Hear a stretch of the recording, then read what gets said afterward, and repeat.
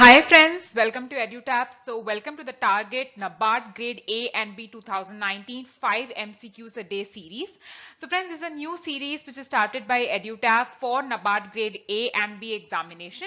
So today is lecture 1. This is going to be a regular series wherein each day we'll come up with lectures and we will discuss 5 MCQs. Now those 5 MCQs are going to be taken from various components. It may be ESI, it may be ARD, right? It might even be general awareness. So it's going to be a mix of topics. We'll also be covering static portion. We will also cover the current affairs portion as well, right? Okay, so as we all know that the notification is out, though the formal notification is yet to be uploaded on the website. As soon as it comes, we will update the date as well. So we know that a total of 8 vacancies has been released for NABARD Grade B 2019 examination, and for NABARD Grade A 2019 examination, there are a total of 79 vacancies that have been released, right? And it's been clearly given in one of the Hindi newspapers that the online registration is going to start from 10th of May 2019. It will go on up till 26th of May 2019. So friends, excellent results have been produced by EduTap. If you talk about NABARD Grade A, 11 final selections were seen in the year 2017 and a total of 26 selections were seen in the year 2018. Now friends, let me quickly tell you about the courses for NABARD 2019 that EduTap is offering. So we have a couple of courses, like we have NABARD Grade A full course, which includes video, full video, as well as the phase 2 full video.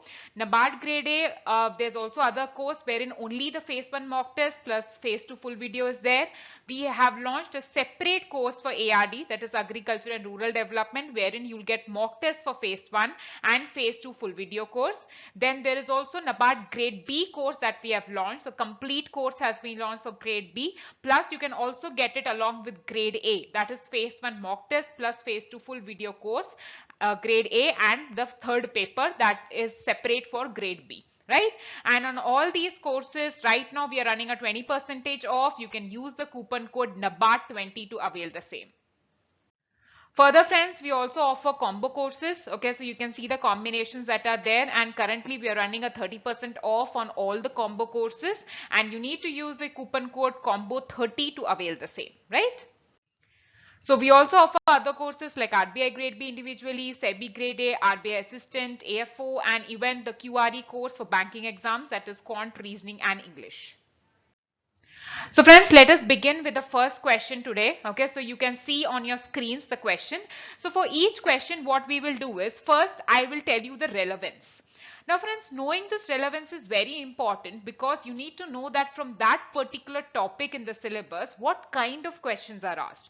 So whenever you are going through a particular question, it is important that you know exactly from which topic is it and what is a pattern. Okay, because if you talk generally about a topic, there are various methods or ways you can, put forth questions from that topic. But we should be aware how NABARD asks that question. Okay, so that is the main idea behind coming up with this relevance. Then I will tell you the exact topic as well. Plus, I'm also going to be telling you whether it is going to be relevant for phase 1 or phase 2 or both, okay?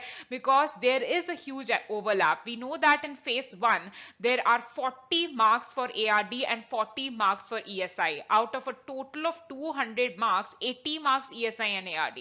And the preparation for ESI and ARD for phase 1 and phase 2 needs to be done in common. That's one important point you need to remember. Right, friends? So this particular question that I'm going to discuss is going to be relevant for both phase 1 and phase 2. So it is linked to the topic seed production, seed processing and seed village. Okay, so this is a topic which is mentioned in the syllabus. We'll soon be getting the notification. Again, we will see the syllabus. Mostly 95% is going to be the same. If there are any changes, we'll incorporate that as well, right? So let us go to the question directly. So the question 1 says, in which of the following method of sowing seeds a pointed gardening implement, okay, is used to make holes in soil, especially for planting bulbs or seedlings, okay? So first of all, this question is related to seed sowing methods, okay? We need to understand that. So let us have a look at the options here. First option is broadcasting, you have dibbling, you have transplanting, seed drilling, and none of the above, okay? So let's see what is the answer. So The answer for this particular question, friends, is dibbling. Okay, so now just knowing this answer is not enough. What we are going to do is we are going to see what each of this method actually means. Okay, so now if you talk about seed production, the first thing you need to know what are the methods with which the seeds can be sown. Okay, and the implements that are usually used. So let us go deep into this particular topic. So friends, we were talking about dibbling, right? We have just now seen that dibbling is the answer. Now for that, you need to know that you can see here, this is an implement which is used. This is called dibbler.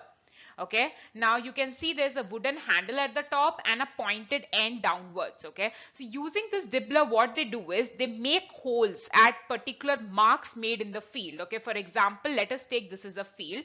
Okay, so I would make some few marks, cross marks, based on the space that I require between the plants, and then I would use this dibbler. Okay, and I will make holes into the ground. Okay, and then I will place my seeds in this. Okay, in this, the hole that has been made. Now the depth of the hole is going to be according to our desire, according to the plant that we are using, and we usually choose the zones that have adequate amount of moisture to make this depth. Okay, so again you can read this particular statement. Through this method, seeds can be dibbled at desired depth in the moisture zone. Okay, so this method is going to help us because it helps to maintain the space that is required between the rows and plants. Okay, that's very important. Okay, and once you place the seeds, after that what you do, you also apply the fertilizers there. Okay, and one important point, what is the application of this particular method? Because when you're choosing a method, there has to be a reason why you are choosing that particular method, right? In case of dibbling, if you see, this is done for wider spaced crops. Okay, because and medium sized also. Okay, you need to understand that if the crops are medium to large sized, okay, what happens is they require more space. Okay, they require more space between the crops. So that is the reason we use dibbling. Okay, because we can at our wish elaborate the distance between them. Okay, and the examples of crops that are used or sown by using this particular method is your maize, your sorghum, cotton. Okay, so very important, these 2 points at the last. Okay, fine. Now let us move on to the next method. One is your broadcasting method. This is the most simple conventional method that is used. So it is just the random scattering of seeds that you do. Okay, so it literally means scattering the seeds. Okay, and this is done usually for many crops, not very specific reasons out here. Now when you talk about the next method, it is seed drilling. Okay, again, if you see, the basic concept between dibbling and seed drilling stands to be the same. Okay, you are dropping the seeds in a definite depth. Okay, then you would ask me what is the difference there. Okay, here first of all you are obviously using drills, seed drills. That seed drills can either be animal drawn or they can be power operated. The other difference is in dibbling, what happens is first you make a hole. Okay, you take dibbler to a certain depth, you make a hole, you take that dibbler out, and then you place the seeds there. Okay, but when you talk about seed drilling, your seeds are sown simultaneously when a particular amount of depth is created there in the ground. Understand that? Okay friends, yeah. So now in this method also, depth of sowing can be maintained. Obviously it is upon you. Okay, it is your wish based on the crop that you're using, how much depth you need to maintain. And secondly, fertilizer can be applied simultaneously. Okay, so here it is very advantageous. You can sow the seeds and even apply the fertilizer also simultaneously. So you can see that this is an efficient method, seed drilling, when you compare it with the dibbling method, right? That is a difference out here. So friends, now let us discuss the last method, which is called the transplanting method. So basically what you're doing in this particular method is you're raising the seedlings on nursery beds. Okay, so initially you're keeping it for a few weeks and you're transplanting them later to a different patch of land. Now why this is done? See, what happens is usually, if you want to reuse this patch of land again and again, it is very important that you quickly keep transferring the crops grown up till a certain level to the other patch of land. Okay, so this is called transplanting method, as the name itself suggests, right?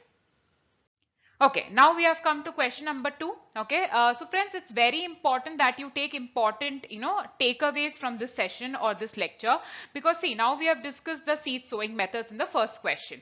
Now the question can come on any one of the methods. Okay, it can come on transplanting, it can come on dimpling, seed drilling, or broadcasting.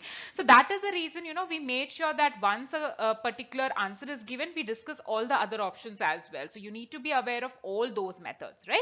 Okay, coming to question 2 now. Which of the following is the optimum temperature for the growth of maize crop, okay, in degrees Celsius? Now this particular question again is linked to our ARD section, okay, Agriculture and Rural Development section, and it is linked to the topic of factors affecting crop production, right?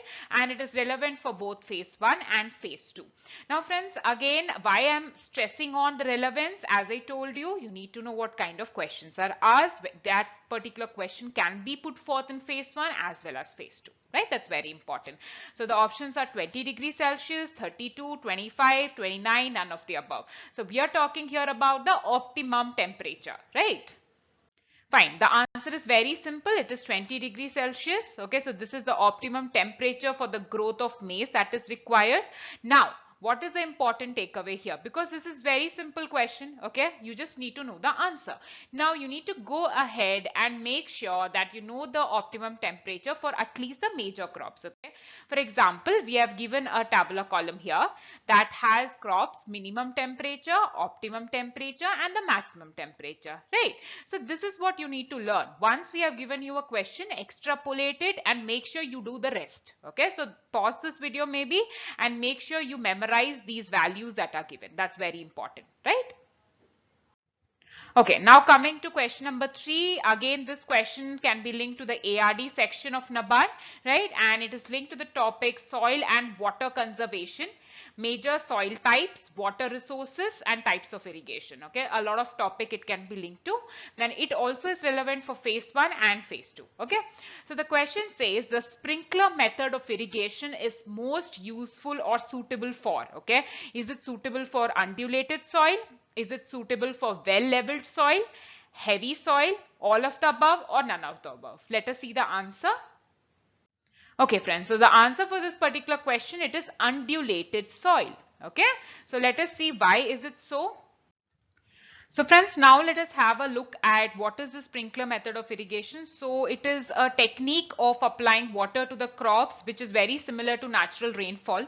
Okay, so basically what you do is there is a system of pipes which is used to pump water and then it is sprayed into the air through sprinklers. Okay, so now see, whenever you choose a particular method of irrigation, it becomes very important for you to know what are the suitable conditions.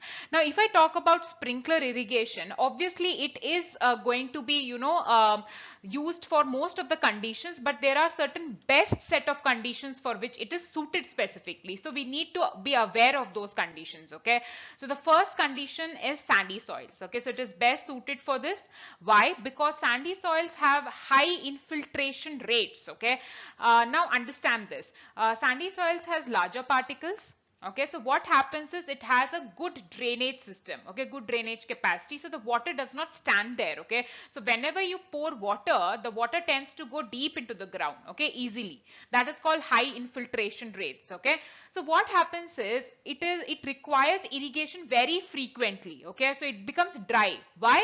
Because there's high infiltration rate. Whenever you keep pouring water, it is going immediately, it goes down. Okay, because the drainage is good. Okay, high infiltration rate is there. So you need a system which gives water at a greater frequency again and again. So the best method to go for it is sprinkler method. Okay, sprinkler method will provide you that leverage that even if it is getting dry, again and again the water keeps pouring down. Okay, it keeps sprinkling on the sandy soil. So that is the reason it is best suited for sandy soils, right? Fine. The other conditions, okay, so usually if there is a level playing field, it is not that suitable. If there is a slopey land, okay, then obviously we can go for sprinkler irrigation. It is best suited for it. And on shallow soils, okay, not very heavy soils are required for it. So here again, let's just have a look at the sentence. It's best suited to coarse sandy terrain where the percolation is more and where as a consequence the frequency of irrigation required is more. So this is what I was talking about initially, okay? The frequency of irrigation in a sandy terrain is obviously going to be more, okay? So that is the reason we use sprinkler irrigation. Otherwise there's going to be a wastage of water again and again, okay?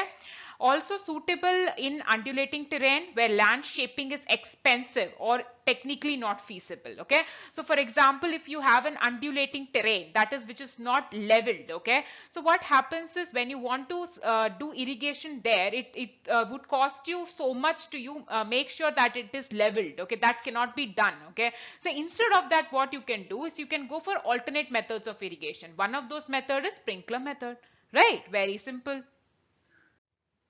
So friends, now let us move on. There's a fourth question that you can see on your screens. So this particular question is going to be linked to your ESI component, economic and social issues. So equal weightage it has in NABARD grade A and B, right? So you can specifically link it to role of economic planning, right? And it is going to be relevant for both phase 1 and phase 2, right? So friends, let us first have a look at the question. It says Niti Aayog has put forth 3 types of plans for the economic development of India that has replaced the 5-year plans of the Planning Commission. So the 3-year action agenda covers which of the following financial years, okay? So we know that the 5-year plans have now been stopped, okay, and now they have been replaced by some of the plans that Niti Aayog has put forth. Niti Aayog is a think tank model. It has replaced Planning Commission which was in place earlier, right? So you need to know about those 3 plans, okay, because that's highlighted often and often again, okay? And again, Niti Aayog was established in 2015, so again it's relatively a new institution, so you need to know whatever comes under it. That becomes automatically important for us, okay friends? So you can see the options here: 1718 to 1920. Is it 1920 to 2122? Is it 2021 to 2223? Is it 1617 to 1819? Or is it 1819 to 2021? Let us see the answer. So friends, the first one is the right option for this. It is 1718 to 1920. This is nothing but the 3-year action agenda. Okay, let us see the 3 types. So here you can see that India's 12th 5-year plan, the last one actually ended on 31st of March 2017.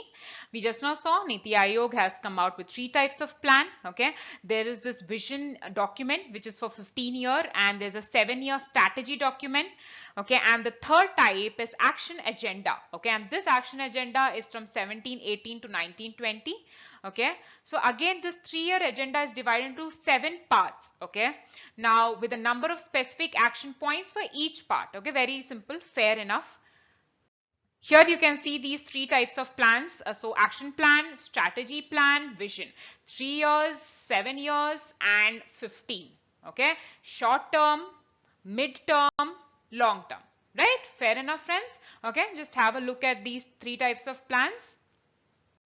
Okay, for the last question that we're going to discuss today is regarding, again, it is linked to your ARD section, but it is linked to agriculture census.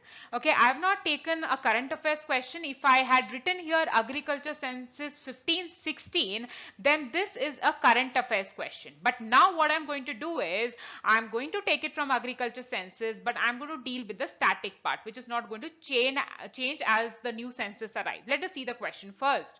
So which of the following is the size of the land for small land holdings? Okay, so we will see that there is categorization of land holdings, friends. Okay, we need to know the size of each. Okay, so let us see what are the options.